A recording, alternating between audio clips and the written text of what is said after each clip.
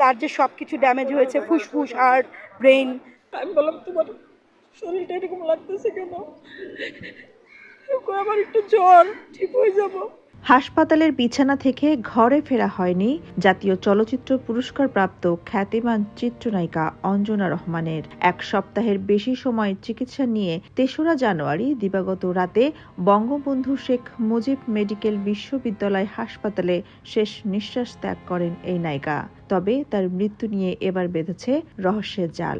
আমি কালকে ডক্টরের সাথে অনেকক্ষণ কথা বলেছি। তিনি বলেছেন যে অনেক অনেক পরে তাকে আনা হয়েছে, মানে তখন অলরেডি সব শেষ। অঞ্জনার সাথে লাস্ট আমার দেখা হলো আমাদের নায়িকা মুক্তির বার্থডেতে, আনোয়াপার মেয়ে যে মুক্তি, ওর বার্থডেতে দেখা হলো। আমি বললাম, তোমার শরীরটা এরকম লাগতেছে কেন? আমার একটু জ্বর, ঠিক হয়ে যাব। আমরা এত কাছে থেকে মিশছি, এত কাছে থেকে আমরা একসাথে হয়েছি যে বলার মতো না। ওকে কখনো যদি আপনি করে বলতাম রেগে যাইতো যে একসাথে কাজ করি, একসাথে চলি। অসুস্থ হয়েছিল কয়েকদিন আগে, জ্বর হয়েছে। আমি বলছি ডক্টর দেখা, তো বলে কি বারবার ডক্টর দেখাবো, বারবার ডক্টর দেখাস, তুমি দেখাস না, ওই ঔষধ মেডিসিন দেয়, এগুলো খাইলে আরো শরীরে খারাপ হবে। শেষ বিদায়ের জন্য অভিনেত্রীকে সকালে বঙ্গবন্ধু শেখ মুজিব মেডিকেল বিশ্ববিদ্যালয় হাসপাতাল থেকে গোসল সম্পন্ন করা হয়।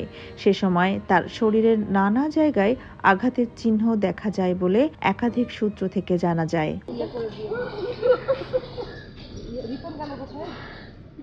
এরপর অঞ্জনার মরদেহ এফডিসিতে নেওয়া হলে সেখানেও এ বিষয়ে চারপাশে আলোচনা হয়। গত বছরের ডিসেম্বর থেকেই অসুস্থ ছিলেন এই নায়িকা। এরপর শারীরিক অবস্থার পরিবর্তন না হলে রাজধানীর একটি বেসরকারি হাসপাতালে ভর্তি করা হয় তাকে।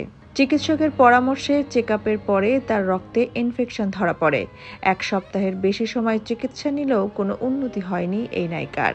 পরে বুধবার তাকে বঙ্গবন্ধু শেখ মুজিব মেডিকেল বিশ্ববিদ্যালয়ে ভর্তি করা হয়। সেখানে অঞ্জনাকে লাইফ সাপোর্টে রাখা হয়।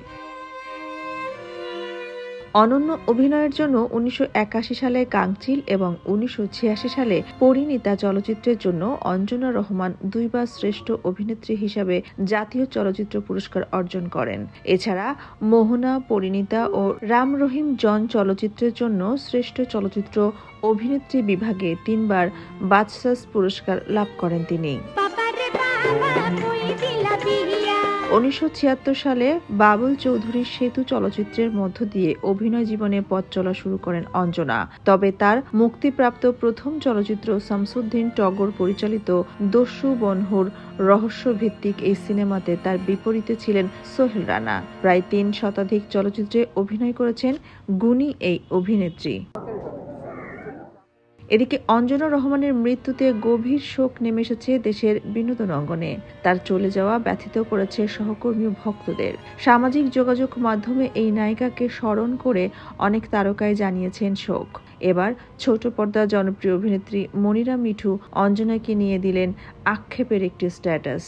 ব্যাকগ্রাউন্ড কালো করে অভিনেত্রী মনিরা অঞ্জনাকে স্মরণ করে লিখেছেন, বেঁচে থাকা অঞ্জনাদের প্রতিদিন মৃত্যু হয়, মরার পর খবর হয়, শেষ প্রাপ্তি হয়।